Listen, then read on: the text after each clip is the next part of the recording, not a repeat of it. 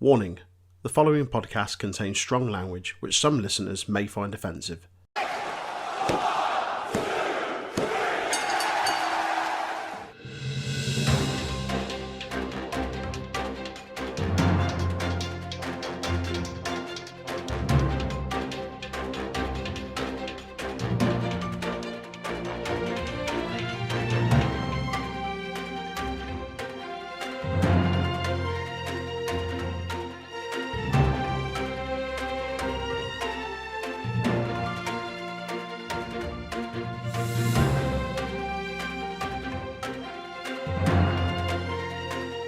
Hello, welcome to the news. That was shit.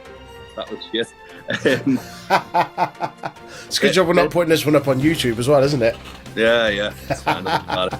It's the final news down. There we go. Puns.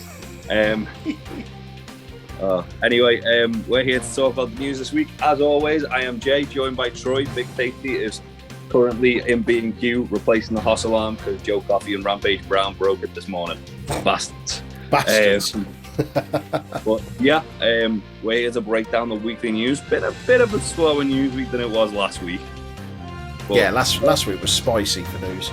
still a lot of big stuff to come out because obviously last week we were like, won't be about CM Punk. Now we know he's here, and oh boy, it's been dropping a few of those little pipe bomb things he used to do, hasn't he? TikTok pipe bomb thingies. Yeah.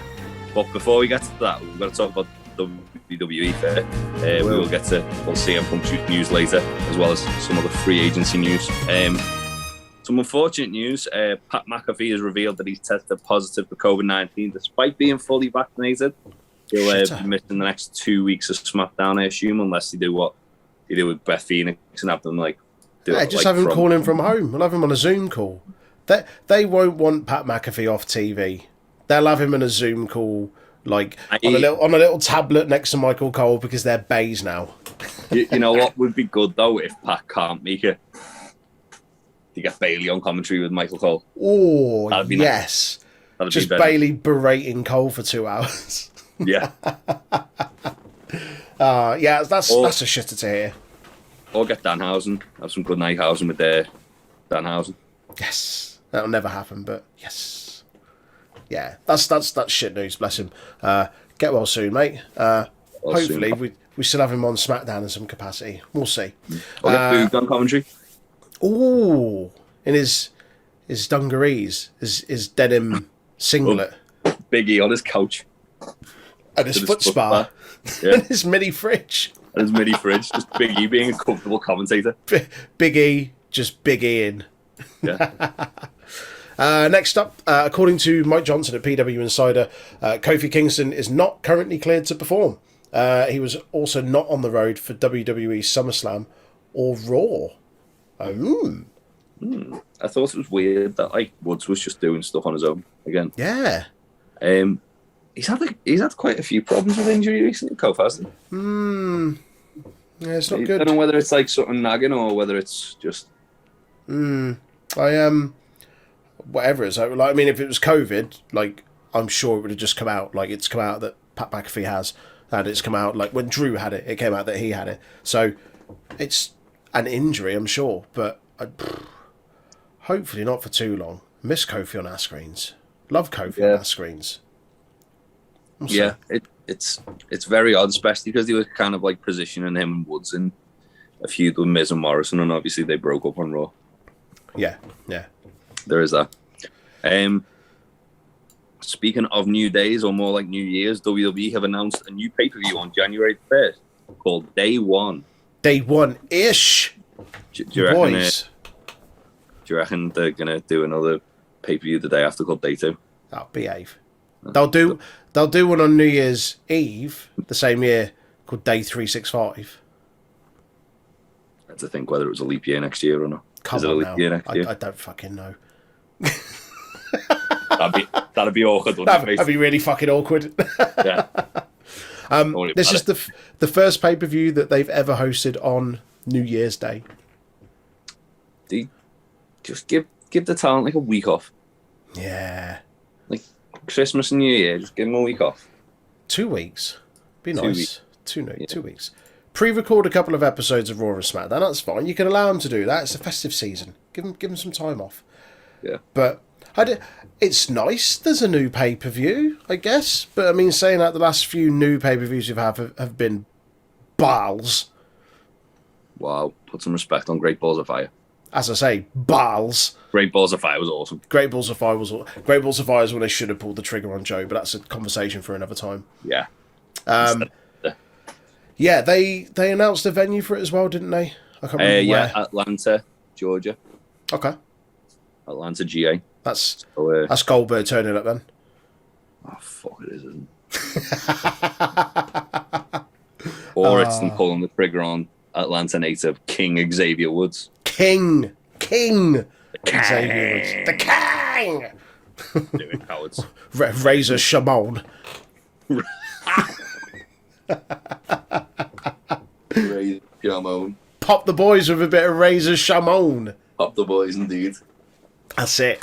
Next up, Fightful was told by WWE sources earlier this summer, that they were hoping to get Brock Lesnar back and had hoped to have him on screen imminently, but were also told that WWE's hopes weren't always necessarily Brock's hopes. Those within WWE are under the impression that Lesnar is under contract for roughly a year and a half and has at least 8 matches on that contract, though that is always available to change and negotiate further. I mean, he's obviously going to be at Saudi. Yeah, top techno Viking Brock Lesnar loves money. Top techno Viking. The taker of eyebrows, Brock Lesnar loves a bit of the dollary dues. If you don't get that reference, go back and watch our SummerSlam watch along.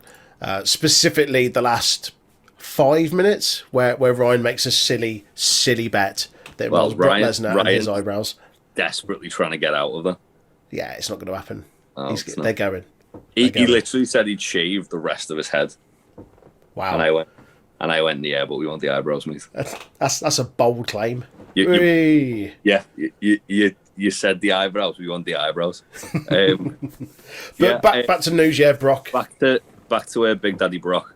Did you see Gable Stevenson's tweet about in regards to this? Oh no.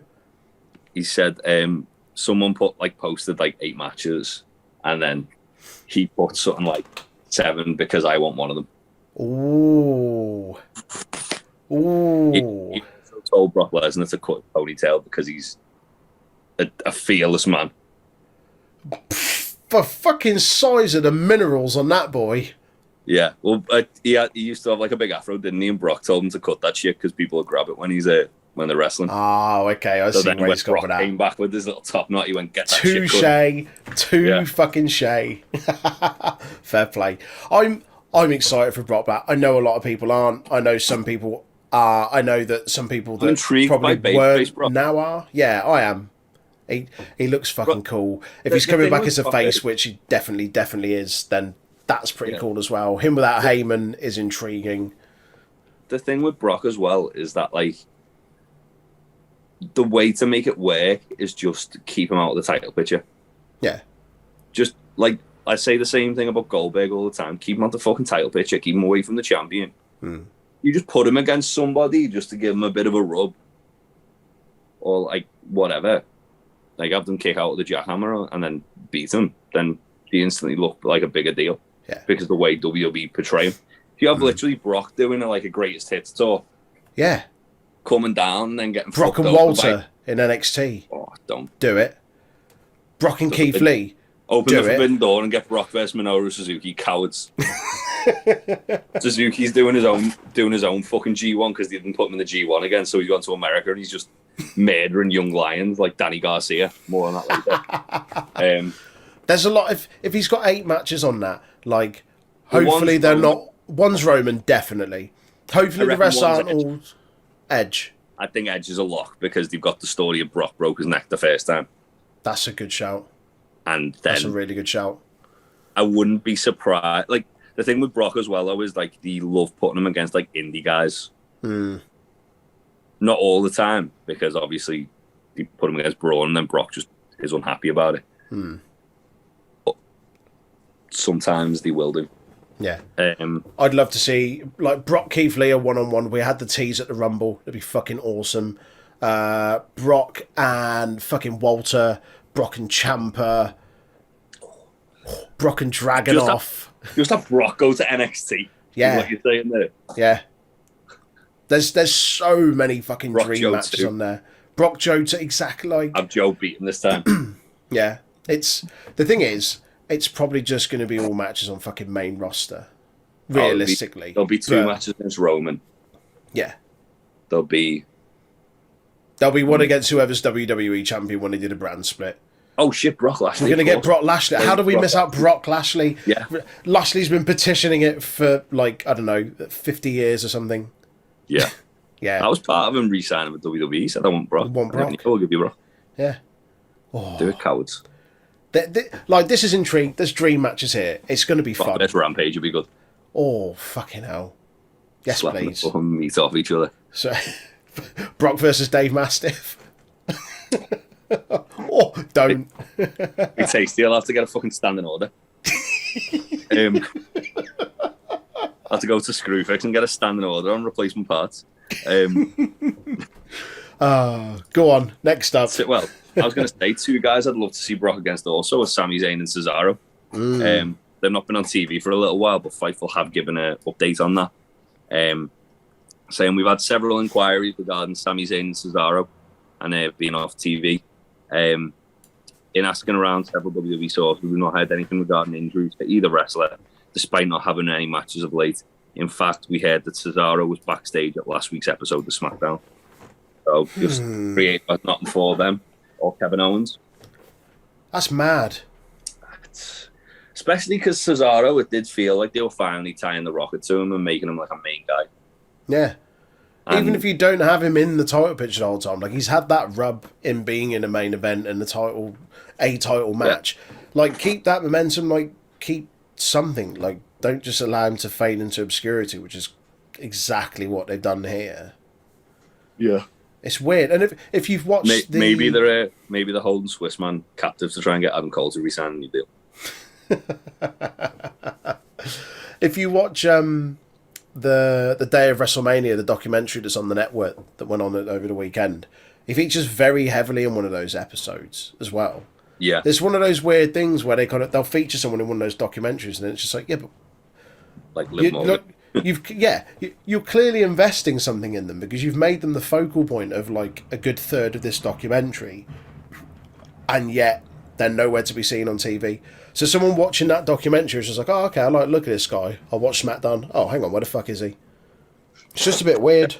I don't know. And yes, same with Sami Zayn. Like, yes, he didn't feature much in that documentary, but just, it's very baffling. Also, did you see what Roman tweeted out about Sami Zayn? No. Basically saying like they need to do whatever they can to get Sami Zayn on TV more because he's like a priceless asset to WWE. Like, who said that? Roman.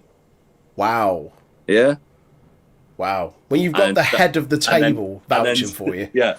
And then Sami Zayn tweeted something out going, I've always liked the tribal chief. Known suck up Sami Zayn. Yeah. But that being said, Sami Zayn was also tweeting out today about PWG and it got my heart fucking racing. Like, fucking hell, don't do that. Saying it's been 8 years since I appeared in PWG and I had a run of 8 years. And I was just like, well. Jesus. We get just one more fucking El Generico Super Dragon match. Oh, good lord. Just one. One. Sami Zayn just tearing it up in fucking PWG. Today's PWG would be fucking incredible. Yeah. Really would. Speaking of people that used to be in PWG, should we talk about some NXT? And should we talk about one Adam Cole Bebe? The former longest reigning PWG champion. Indeed. So Adam Cole had what appeared to be his swan song this past Sunday on TakeOver 36, and as Fightful mentioned, he's not signed a new contract as of this past weekend. They said that we've learned more about the immediate future of Adam Cole following his NXT TakeOver 36 loss to Kyle O'Reilly. If you're hoping to see Cole pop up again on this week's episode of if you're hoping to see Cole pop up on this week's episode of AEW Dynamite or Rampage, then it won't be happening. The reason for that is that Fightful have learned that Cole's current WWE contract with the short-term extension is actually up this Friday, so today, 27th of August. And with AEW filming both Rampage and Dynamite on a Wednesday, that would make it impossible for him to legally appear. Fightful continued and said that we've been told by WWE sources they expect another offer within the company to come Cole's way this week. According to Andrew Zarian of the Mat Men Pro podcast, WWE thought that Cole would agree to a new deal, but something changed. And with the people that they'd spoken to within WWE for the longest time, the anticipation was that he would re-sign with WWE. Something changed now that I'm being told that he's leaving. I'm also not being told that he's signing with WWE, Zarian said. I saw out the corner of my eye you were doing something. What the fuck are you doing there? I was doing the elite baby. Oh, okay. Yeah. A little thing for the viewers, little Easter egg. Like CM Punk's been writing on his shoes. Okay, now he needs to stop that. They're nice shoes. Don't ruin them with that nonsense. I know. I mean, I imagine the amount of money that AEW are paying him, he can probably buy a fucking wardrobe on them. That's true. That's true. Yeah. What do you think? He's going all elite, isn't he? I imagine the thing that probably changed was as he was negotiating with Vince McMahon, he fired one of his mates. Oh yeah, that probably didn't help matters. Yeah. The whole fact that we were talking about, it felt like there was a shit ton of time shaved off his match at TakeOver. I imagine that probably didn't help matters either. Yeah. It's mad, isn't it, that like WWE seem to have this whole sort of, it's almost like a psychology they've got, where it's like, oh yeah, we'll punish them and we'll make them want to resign. It's like it's like they did it with Punk. They pushed him out the door. They literally did everything to fucking not want to stay within the company. Yeah, it's mad. Did the same with Daniel Bryan recently. Mm-hmm. It's like they've got so used to basically being the only fucking place in town that they go back to the carny ways and start like treating people like shit, and then now they're not the only place in town. Now they've got actual competition.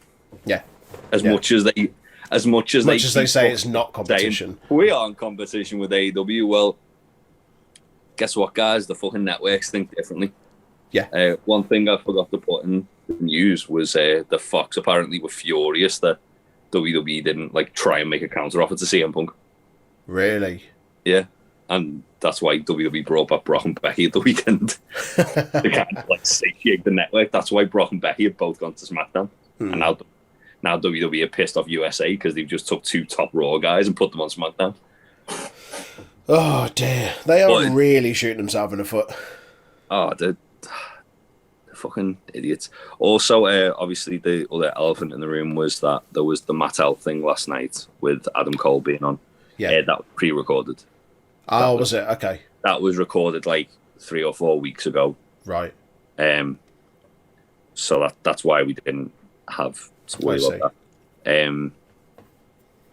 Interestingly, Woods was hanging out with Adam Cole last night. Was he? He put a little video of them hanging out with Tyler Breeze on Twitter. Ah, Tyler Breeze. I miss Tyler Breeze. He's still doing stuff on Up Up Down Down. I don't. Yeah. I think Adam Cole to AEW will be the death of the party, as far as an on-screen presence goes. But we'll see. Who knows? Gone are the days where people can just show up and be in the elite as well and have little cameos, like Kevin Owens asking for directions and just ignore him. Or Sami Zayn just walking like right in the back of the fucking shot. But yeah, we will see. See. Either way, I think this next week's going to be very interesting to be a wrestling fan. Obviously, for sure. Week on Sundays, all out. Tomorrow and Sunday is NWA Empower and NWA 73. Might get a few surprises there. I think we're definitely in for some surprises there. And also on Monday is when a lot of the bigger names like Braun Strowman, Buddy Murphy, the Iconics, Ruby Soho's non-compete is up. So there is that too. There is. So I think next week we're going to have a very busy news video. I think it's going to be a chonky news next week. It might be a case of having to postpone it to the Monday. Yeah. But we will see.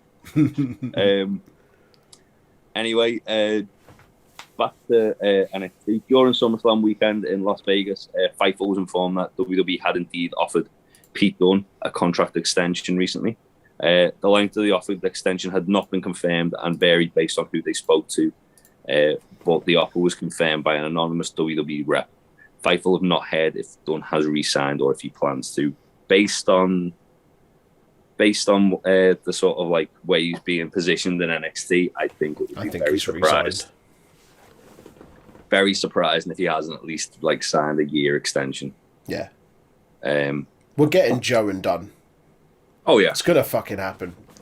Wants to happen. The amount of fucking dream matches Joe's had robbed off him in like the space of a month. I know, right? Yeah. Fucking hell. Oh shit! Speaking of actually, also, with me saying about release clauses, or non-competes rather, expiring. All the NXT ones from a few weeks ago, they expire on Sunday. This coming Sunday? No, the Sunday of All Out. Ooh. Who was in that? Remind me. Bronson Reed. Bobby Fish. Kurt Stallion. Alex Zane. Tyler Rust. Jake Atlas. He's confirmed for Effie's Big Gay Brunch on. Oh, yeah.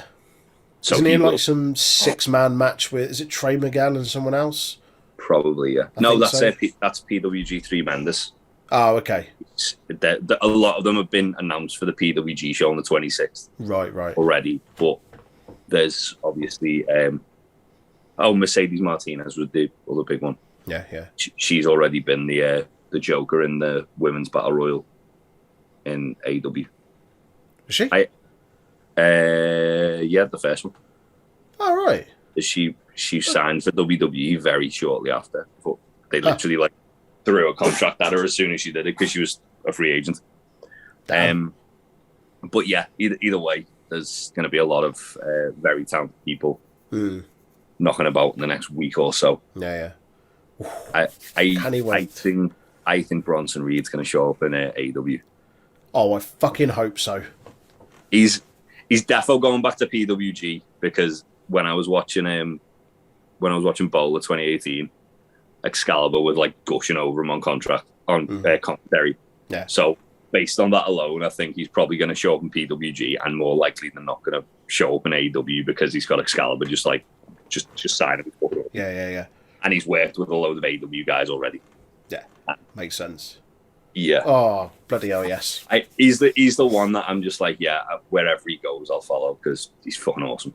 Very, very, very, very fucking good. Top lad, Jonah Rock. Or just Jonah now because he doesn't just need Jonah. Nothing. The king of monsters, Jonah. Speaking of AEW, let's talk about some. And CM Punk obviously returned to pro wrestling last week. I hadn't heard that he had. It's been pretty quiet about him coming back. No, really, come out of nowhere. This one. I wish people would pipe up about it more. Wow. I mean, to be fair, this is literally like the fucking biggest thing. Like, I mean, people are coming across like this is the second coming of Christ. I wouldn't say it's the second coming of Christ, but it's like it's the way I look at it is there was like 3 guys that it was always like, won't they ever come back to wrestling? Shawn Michaels, and obviously let's not. We know what happened there. Don't worry about it. Stone Cold and CM Punk. And Punk was Stone Cold's the one that never will because it's like he's happy, he's retired, he's healthy. Yeah. And he's too good an interviewer now to need to fucking get back in the ring. But Punk was the one where it was like, well, he's still at an age that he can wrestle at a top level. And he was so over when he was in WWE. And like I mean, I remember when I was at WrestleMania 30, and obviously it was 2 months after he walked out. And everywhere you went, people were chanting CM Punk. They were still selling the fucking merch at the WWE shop because they were trying to make a buck off it. And you know what I mean? Like, yeah. But the fact that like it literally went from being a chant for wanting their hero back to a chant for, well, we're chanting this at you now because we're unhappy with what you're doing. And he kind of was like the sort of the poster boy of being unhappy with WWE. Yeah. It really is like the biggest thing that's probably happened in wrestling for like quite a while. I'd say since The Rock came back to wrestling. It's a fair shout. I'd say since Rock Cena, this is the biggest thing to sort of pull back fans for me. Yeah. Yeah, no, I'd agree with that. I'd agree. I literally woke up on the Saturday morning to texts from like friends who were wrestling fans who have stopped watching wrestling saying, where can I watch AEW? I've heard CM Punk's back. That's pretty cool. And you know what I mean? Like, yeah. I literally had a mate I've not spoke to for about 6 months and definitely not spoke to about wrestling because he just fell out with it.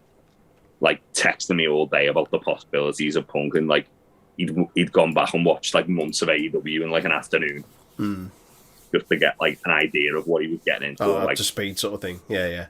And he was like, why haven't I been watching this all along? So no, it's massive. I agree. I do. I understand why people are a bit excited. Yeah, I get what. Yeah, I do. I think, and not to divert off the point of this news piece here. Whilst I get why people are excited, I don't like this mentality of you can't say a bad word against Punk. Punk's untouchable. Like at the moment, like anyone says something that isn't, oh my god, Punk's back, and it's like you can't say that. Well, can say what I want. I'm a paying fan. Like I don't like this mentality that he's untouchable from anyone saying anything bad about. Like, you have to be excited that he's back, otherwise you're not a wrestling fan or you're an arsehole. Yeah. Like, I don't like that, and I've got that from a lot of people. Yeah, I've got that from quite a few people, and I don't like that. I know you're not a Punk fan. I am and I'm not. Whilst I appreciate his body of work, this, that, and the other, and whilst I'm excited that he's back, I'm not filling my pants that he's back like everyone else. But if I was as big a fan as other people, then I'd probably be as excited. So I'm kind of, I appreciate it, but I just, I don't like that far, like that other side of it where people are just like, no, you can't say that, you're this. And I think the thing with him is as well, though, is he's always been a polarizing figure. And obviously, like, the fact that he brought up that, like, he was back in pro wrestling and when he was in WWE, like, and like brought up the fact that made him say, I personally, like, a lot of people have had like an issue with that in bringing him up. I don't, because I thought it was a very candid promo. I thought it was him being honest and him just, he didn't write a script. He just went and said what came to mind. And I think it would have been almost like, not insulting, but almost like untrue to the moment if he hadn't have brought it up, because obviously it was happening in the room. And he didn't, in fairness to him, he didn't like shit over WWE. No. He said, I left because that place was making me ill. Yeah. Two very different things. Yeah. No. I get that. I think my little gripe with that is, we've gotten massively off subject of what the actual news piece is about, but it's a massive fucking talking point, and it's the biggest story in wrestling. Exactly, it would be remiss if we weren't sitting and talking about this in depth. And also, we went on the AEW podcast, so this is our reaction, which people will probably want to hear. That's true, exactly. Yeah. So, whilst like his promo that he cut the other week, where he said, I left pro wrestling 7 years ago and now I'm back. And you're like, well, you know, you were happy picking up the millions and millions while you were still there. Like, you were staying for a reason. You were, like, to a degree happy there to do it. Like, don't entirely shit all over it. Also, this whole pro wrestling, sports entertainment thing, like, wrestling, whatever promotion you watch it in, is sports entertainment. WWE brand themselves very specifically as sports entertainment. Fair enough, no one else does, but ultimately, any wrestling organisation, brand, company, promotion, wrestling is a sport. You are being entertained. It is sports entertainment. That being said, we both know, especially based on what Nick Carton was saying last week. Oh God! If WWE could get away with not putting wrestling on their shows, they would. What the? You know what I mean? Yeah, I know. You know what I mean? If they could have a 4-hour show of adverts and promos, they would have it. Fuck me. Yeah, that whole thing of we could have Raw as 4 hours long. Behave. Yeah. For a company called World Wrestling Entertainment, they're obscenely ashamed of the wrestling part. Yeah, that's fair. So I think that's the whole pro wrestling sport. Yeah. I that's see fair. that. I get that. Yeah, and I mean, yeah, he left. It's one of those things, isn't it? He left the job because it was making him immensely unhappy and unwell. And physically unwell, Yeah, and then the other thing that people kind of forget is then he went through like a 4-year legal suit. WWE. Yeah. So he's not had like that sort of grace period to kind of like rebuild himself and like mentally. He's had to deal with all of that. Yeah. Going from that, so I can see why. Yeah, I see why he's like the whole sort of taking a wage there. It's like, have you listened to the interview he did with Colt Cabana years ago that got him in the hot water in the first place? No, not fully. Like I've heard a lot of people talk about that, and I think that would probably shed a lot more light on it. Where like it was almost like he felt obliged to help Vince out a lot of the time. Right. Like, be like, just one more favor, then I'll give you like this, like what you want, and it was always just one more favor. Right. Kind of like with the Undertaker Last Ride thing, where Vince is always asking for one more favor. Yeah. That's literally what Punk the was same having sort of thing to deal with.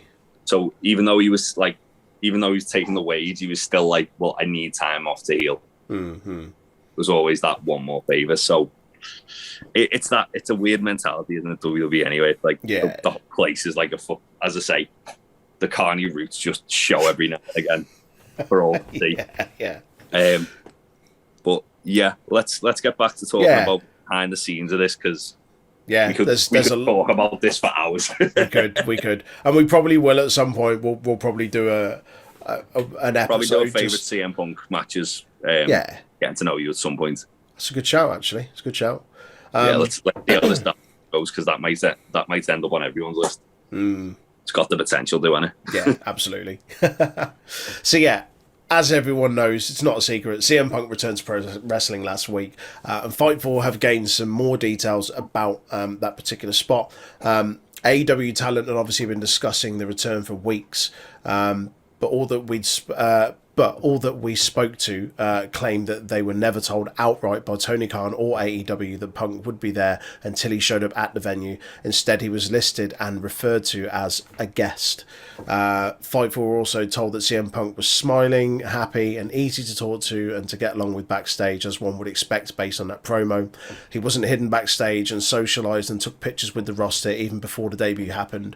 Much of the roster was at the curtain or by the side of the monitors to watch it happen. There's a nice little video actually of just as his music hits where he's backstage, and his reaction to kind of the crowd pop was really, really nice. On being the Elite, and they did a behind the scenes thing as well on AEW's YouTube channel this week. Okay. Also, Ethan Page and Evil Uno both have like video blogs, or vlogs as they call them. The kids call them these days, and they actually like took a shot of it from the crowd. Okay.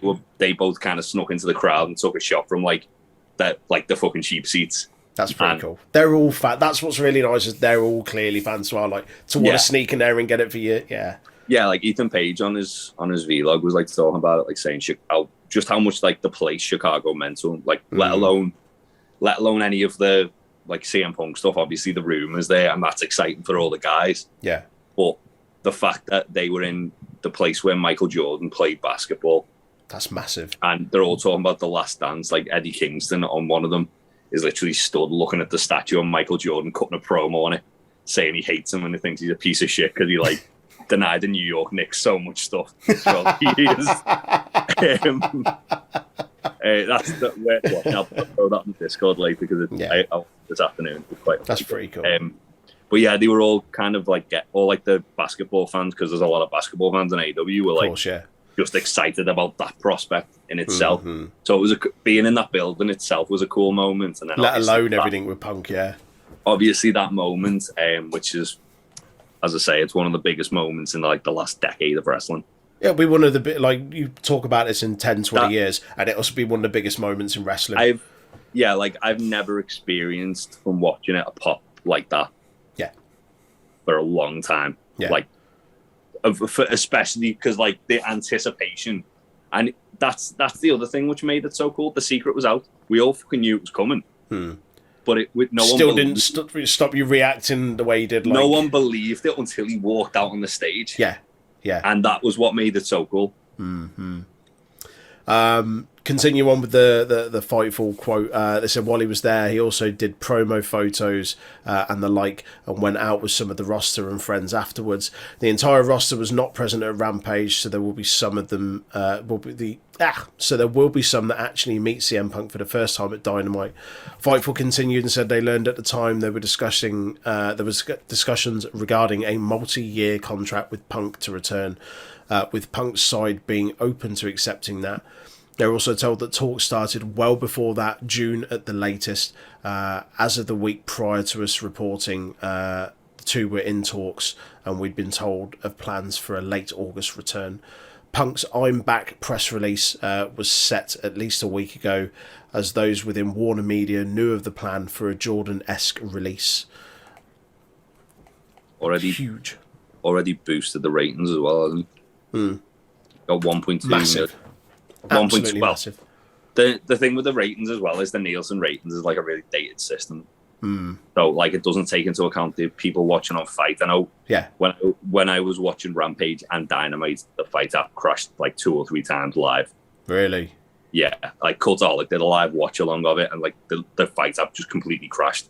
They couldn't watch it. They were live with like trying to fix it with the chat going, "Oh my god, it's Punk!" And then they like came out and they came up and he was literally just walking down. Oh man.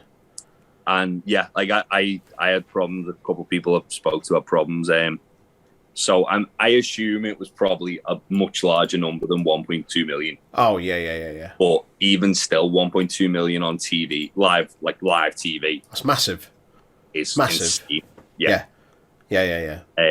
Do we know what Rampage did? The debut one. Yeah. That was the same as Dynamite, 1.2. Bloody Rampage, hell. Dynamite did 1.2. That's mad. Sold off the fact that Punk was there, essentially. But he's not a draw. But he doesn't move the needle. He is the fucking needle. He literally broke Pro Wrestling Tee's record of all-time T-shirt sales in a day. Mad. He broke the website because that many people were trying to fucking buy CM Punk T-shirts.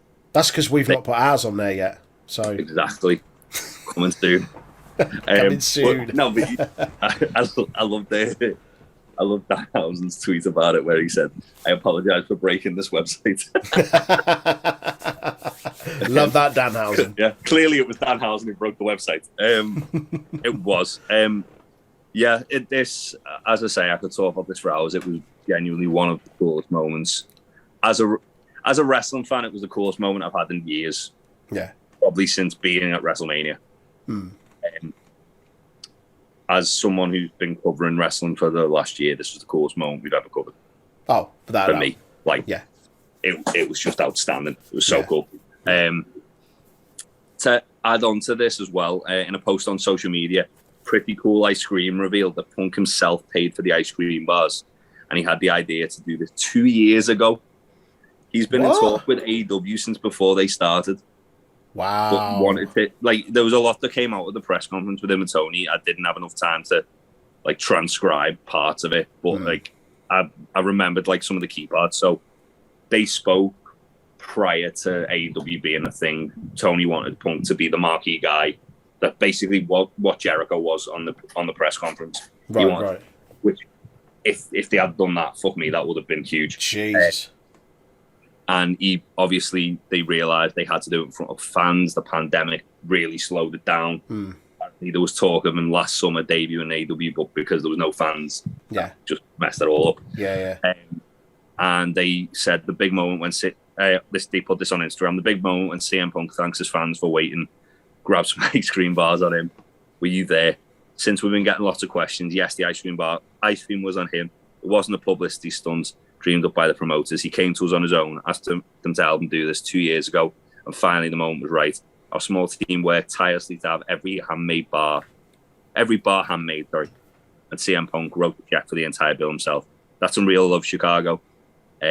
City of big shoulders and big hearts, and also they're still selling those like the CM Punk ice creams in their shop, which is very cool. That's pretty cool. Yeah, Punk did actually mention as well, like the thing that kind of really sort of like cemented him knowing this was the right thing to like place for him was the way they handled Brody's death, and obviously they kept that real secret up until he actually passed away. Right. And he was like that's like that sort of like community feel amongst the company. That's the kind of place you want to work. Yeah, like whenever you see guys from AEW talking about it, especially guys who have been in WWE and then gone to AEW, they talk about how nice a place it is to work, and it's cool that that's kind of like resonating with a lot of like bigger names now as well, and saying like this is such a cool like place. That's the reason I've decided to go there off the back of yeah. It just makes you want to root for them, doesn't it, as well? It does. Like that. So he said that. He also said, obviously, he was on Heels, the Stephen show, playing a character called Ricky Rabies. He comes up with Roadkill on him. Brilliant. Yeah. And he said, like, he already knew when he started shooting that he was going to AEW. He hadn't signed anything. He already knew it's what he wanted to do, though. And he kind of, like, decided. And he used that show as like a way to get himself ring ready without drawing attention to getting himself ring ready. Makes sense. Because obviously it's like, oh yeah, he's playing a wrestler in a wrestling TV show. Doesn't raise too many many. Yeah, it doesn't raise that many eyebrows that CM Punk's like training in the back of Pro Wrestling Teaser's store in a wrestling ring with film cameras under Nightfall. Yeah. For a return to wrestling when he gets announced as being cast in a show about wrestling. Yeah. So yeah, a lot of very cool things though came out of that. I'll have to go back and watch it. Well, find out and watch it. Yeah. Some more AW news, couple more. AW referee Bryce Remsburg has revealed he's re-signed with AW for another couple of years. It's pretty cool. Good stuff. He's a great referee. He is. He's one of my absolute favourite referees. He's so emotive. He reminds me a bit of like Hebner. Yeah. The way he's selling everything. Gestures. He sells everything. He gets, obviously, there's that Invisible Man versus Invisible Stand match where Bryce is the referee and he's selling the shit out of the whole thing. one man theatre. Big that'll be one that makes Big Tasty happy because obviously Shikara as well. But yeah. Good to see the keeping Bryce on because he's awesome. Yeah. Moving on, this is a bit of this literally broke like as we were about to come on and start recording. Okay. Andrew Darian, friend of the podcast, has reported that he's hearing that the possible new home for AEW Dark will be Universal Studios in Orlando at a soundstage similar to what Impact used to use when they were TNA. That's pretty cool. There was a lot of talk, wasn't there, a few months back about Tony Khan wanting to do Dark as like a bit more sort of treated a bit more like a developmental. Well, that's essentially what it is, but yeah, but like with its own sort thing, of like closed off entity. Yeah. And that would be very cool because it's getting in front of the crowd. It's already good to see like the scouting side of things for that, like guys like Daniel Garcia, who literally has been not heavily. Well, he has been heavily featured on AEW, but like he literally come from like nowhere, doing one or two like enhancement matches, and now he's like everyone's talking about him. He's in a mini feud with Darby Allin. Just had a match with John Moxley on Rampage this last week, and he's about to get murdered by Minoru Suzuki. More on that later. Oh God! Daniel Garcia, future murder victim. See why they call him Red Death. Next up, AEW have announced that they will have a Saturday Night Dynamite on October the 23rd in Orlando due to the NHL. It'll be nice. Cheeky Dynamite on the Saturday. Yeah, I'll be intrigued if they... In fact, I say I'll be intrigued. I already know it's going to be live as well on Saturday because they've put the tickets out. Nice. Yeah, last time they did the Saturday night one, it was obviously pre-recorded, and it was when Brody won the TNT title. Oh, so okay. Usually, because it's a Saturday night show, they try and like get a bit more eyes on it. Yeah. Because it's like, well, what else are you going to watch? Exactly. So yeah, I'm already intrigued to see what they do for this. They've also announced some shows in, I think it's a week after Full Gear in Richmond, Virginia. Okay. Hangman Page's home state. Yes. So I think that's when we're getting it. Oh, do you reckon? What we all want. Yeah, Hangman's gonna win the belt. Then Adam Cole's gonna show up in fucking Panama Sunrise and then Ricky Starks is going to come out and spear everyone. Win all the belts. Win all of them. All of them. I still think, I've been saying this to Big Tasty, and I've been saying it on Discord for a while now. I still think Hangman's going to win it, and MJF's going to just take it straight off him. Really? Yeah. And then it's Hangman chasing MJF for it. It achieves a lot of things. It's a new feud for Hangman. It's a new feud for MJF. They're both kind of getting dangerously close to... Well, Hangman isn't, but MJF's like, I'm bored of this Jericho MJF stuff. Yeah. It's been going on a little bit too long now. And obviously that's wrapping up at All Out. So give MJF something to sink his teeth into until, I don't know, maybe let's say Punk. Give MJF Punk. Have him Punk at Full Gear and then have him go after Hangman. Beat Hangman at Revolution or Windsor is coming or whatever. That's my theory anyway. Why would you say something so stupid and yet so brave? Because it makes sense. Like, we can't have Hangman can't have nice things yet. He can't finally get to the mountaintop and then be like, right, what now? Yeah. He's got to get to the mountaintop and then get kicked off the mountain by some twat in a Burberry scarf. Oh, man. The way it works. I don't make the rules. Speaking of just the way things work, we were meant to get a very, very cool moment on Dynamite this week, and we were robbed of it. Robbed of it! While speaking on his Fangin' and Bangin' podcast, great name, friend of the podcast, Gangrel, was talking about Edge's WWE SummerSlam entrance and claimed that he was supposed to appear on AEW Dynamite and perform his iconic Brood entrance. He said, I was supposed to be on a plane to Milwaukee on Monday. I get a return phone call saying, oh, man, we're so sorry, we're going in a different direction because WWE media stuff. That entrance, everything Edge did was fucking great. The reason I wasn't so excited about it is because I knew I was offered another great opportunity at the time. And so AEW contacted me and they wanted me to come into Dynamite. And they were putting the entrance together. We were going to do the fire. They put entrance music together and they were getting it all together for me. The same time I was trending and really happy for Edge on the inside. I was super worried, like, please don't let this ruin things. I called people and they were like, I wouldn't worry about it. When SummerSlam hit, I knew that was the final nail in the coffin. It was cool because I never knew what the Gangrel Brood entrance would look like in 2021.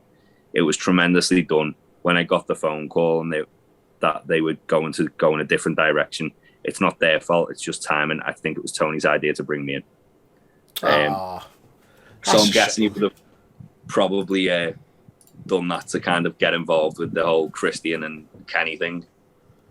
Okay, that makes sense. I was trying to think, I was like, where would he fit in there? But yeah, I suppose that makes sense. Maybe have the shit third member of the Brood against the shit third member of the Acolytes and have a little stare down with Don Callis. Wow. Wow. Listen, mate, I don't make the rules. Gangrel wasn't the shit third member. He was the first member. There was two other guys there that just happened to do better afterwards. Yeah, but they did better afterwards, didn't they? Don't worry about it. Don't worry. Fucking Fangy Janetti over there. Fangy Janetti! Come on, mate.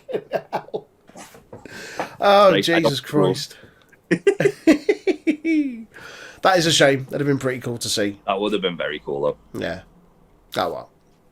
Oh, well. Next, according to Dave Meltzer, the Wrestling Observer newsletter and Wrestling Observer Radio, whatever.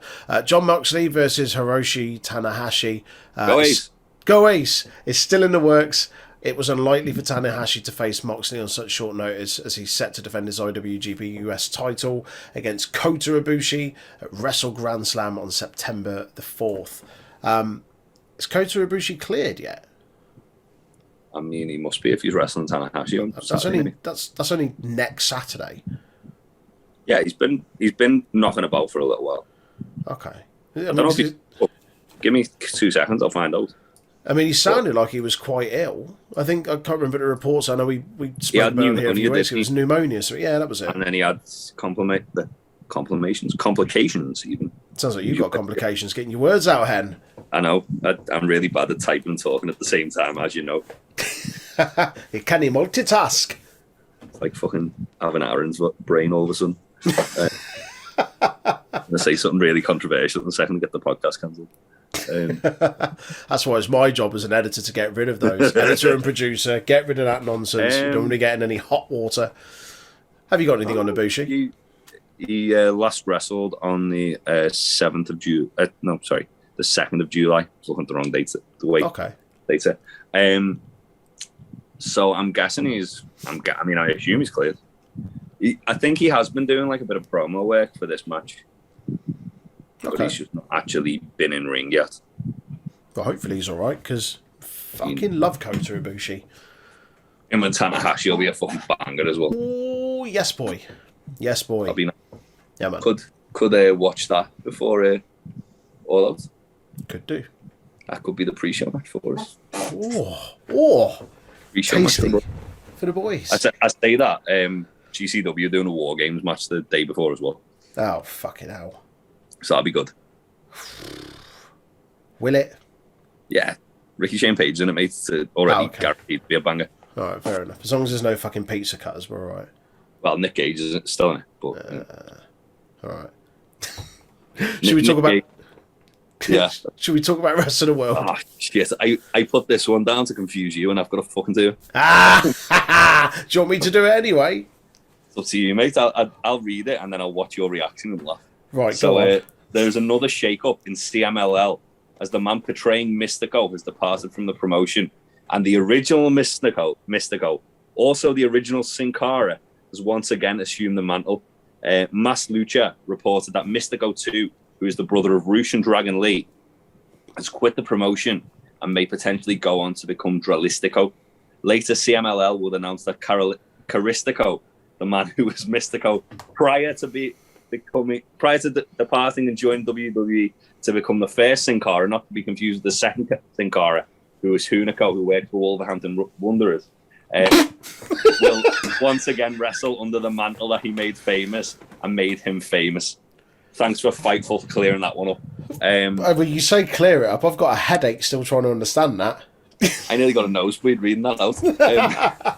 So basically, the original Sin Cara, the shit one, he used to wrestle under the name Mystico, and he was very good when he was wrestling under that name in Mexico, doing good things. He then lost the rights to the name because CMLL basically gave another guy the Mystico mantle. Right. Mystico 2. The guy who was Mystico 2 has left the company. Right. So now they've decided to bring back Mystico 1. Original Sin Cara. Yeah. Right. And not to be confused with Sin Cara 2, who's now called Cinta de Oro. Who's Hunico, yeah. Right. So, yeah. Well, that was fun. That was a roller coaster. Yeah, I thought you'd enjoy that, mate. Thanks, pal. Got all the big breaking news stories here. Fucking hell, hell, to be fair, Mexico's sounding crazier than usual. Mexico's always a bit mad, isn't it? Yeah, but now it's like when you get ring announced, you get fucking commentators blading on spots. Oh, mate, that's the best. That's the best. The best. I fucking love that Triple Mania. Lockdown Triple Mania was like the craziest Triple Mania somehow.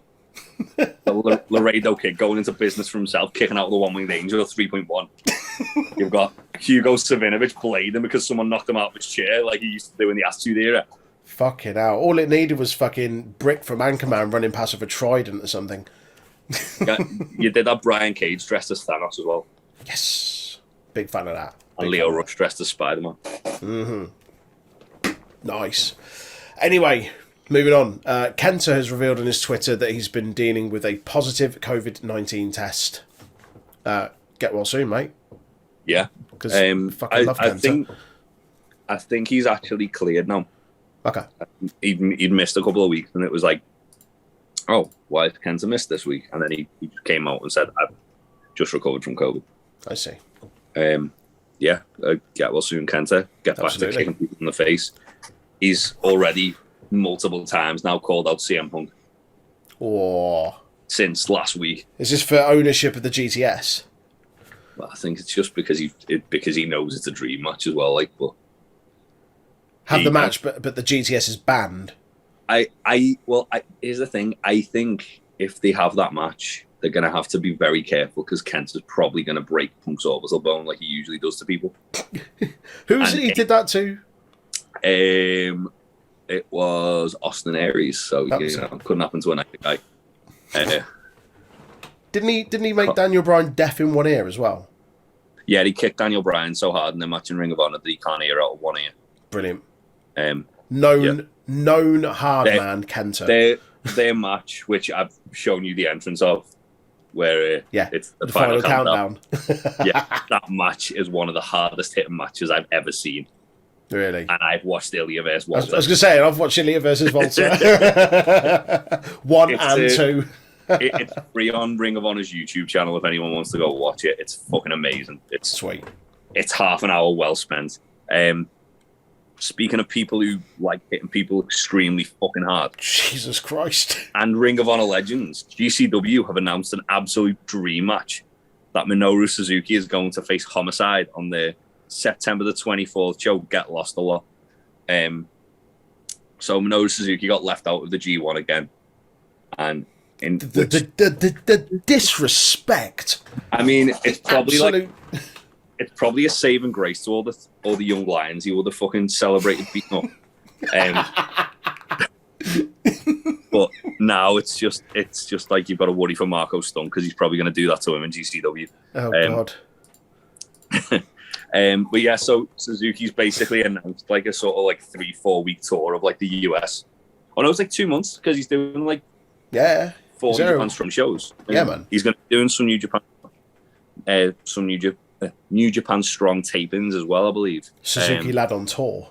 And also another match, which I've referenced more than once.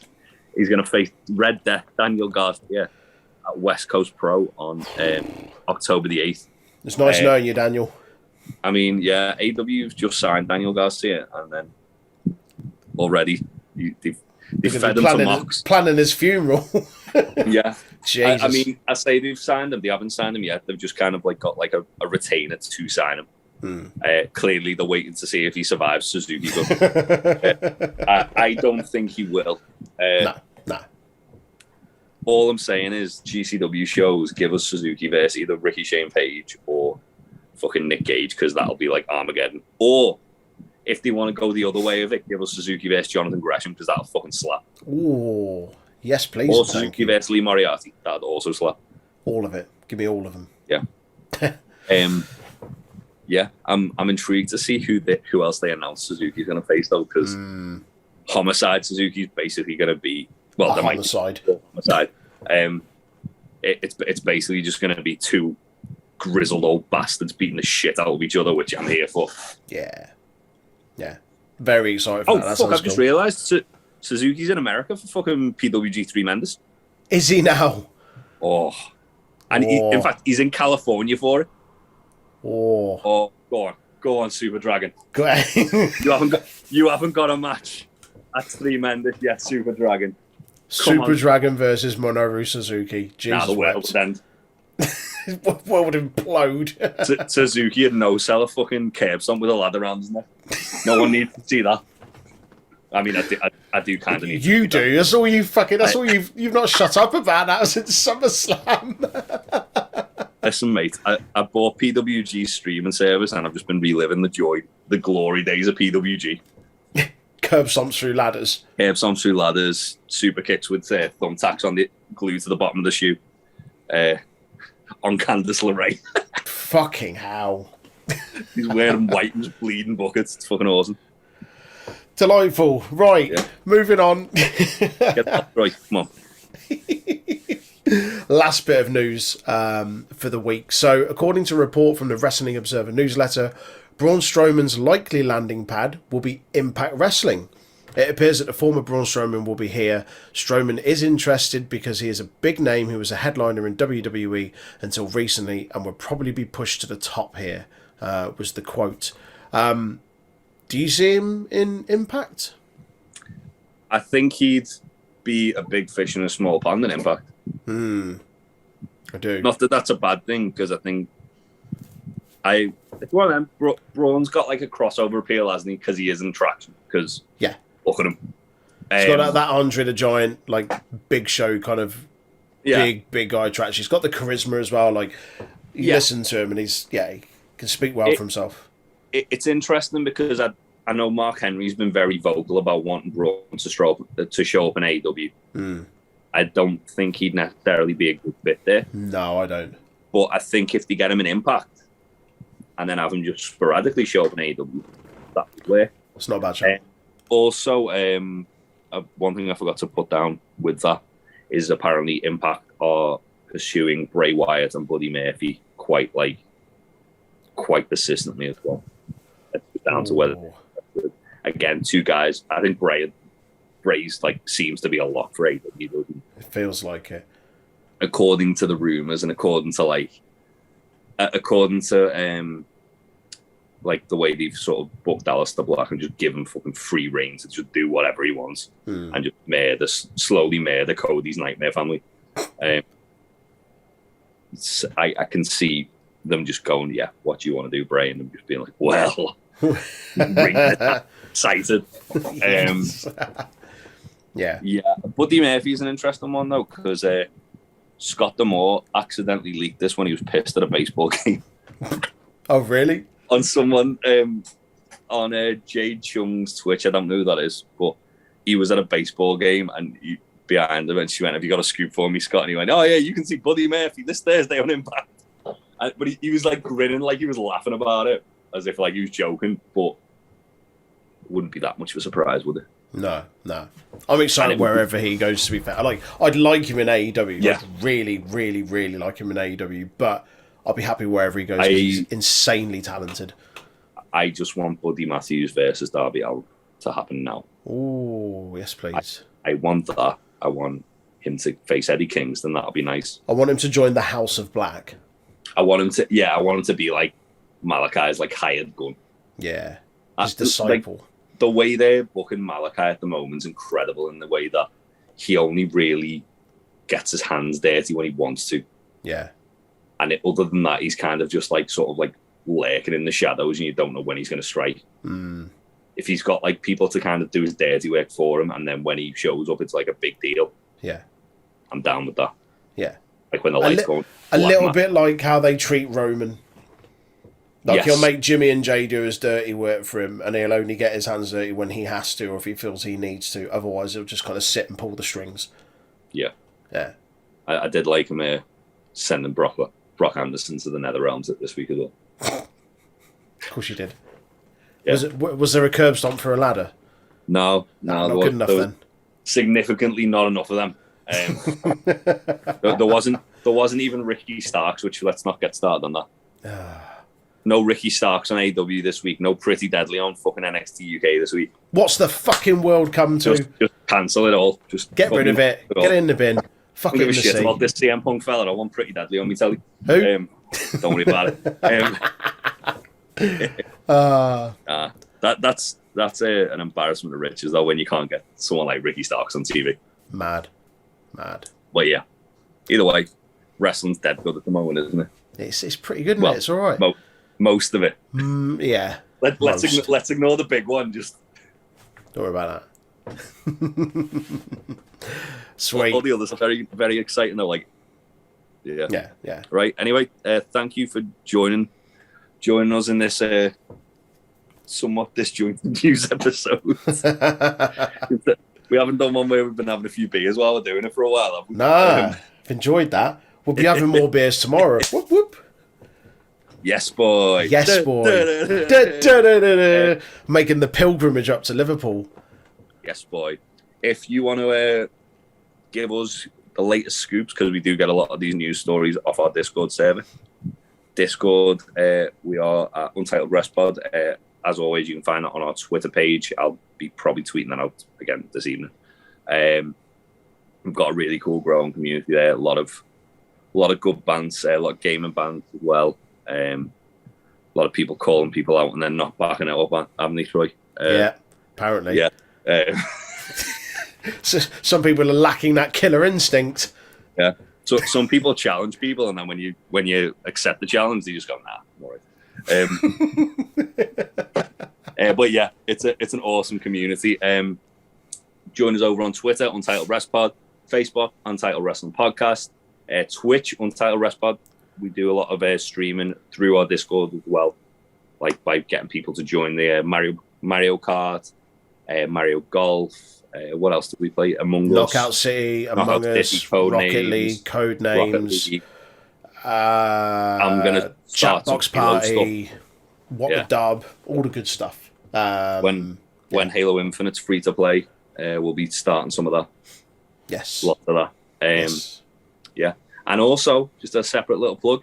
If you're about in Liverpool tomorrow afternoon, myself and Troy will be at Top Rope Brewing's Brewery in Bootle, England. If you're in the States, there's enough time to get a flight over. It's fine. Yeah. You can get a flight between then and now. Easy. Don't worry about it. Me and Big Safety almost did it to Chicago last week for some reason. I can't imagine why. Can't think why.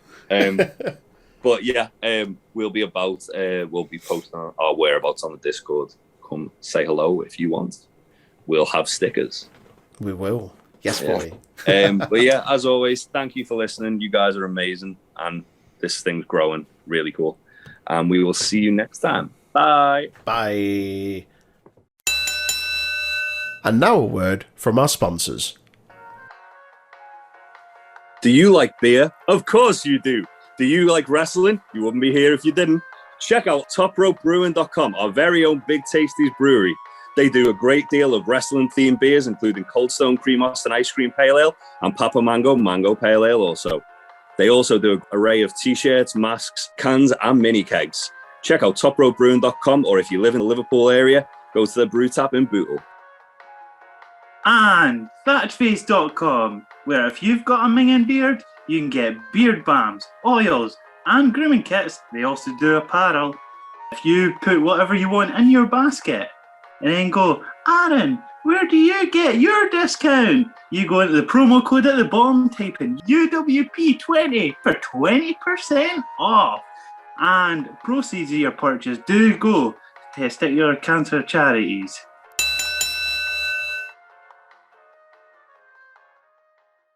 You must love this podcast house and the Untitled Wrestling Podcast House.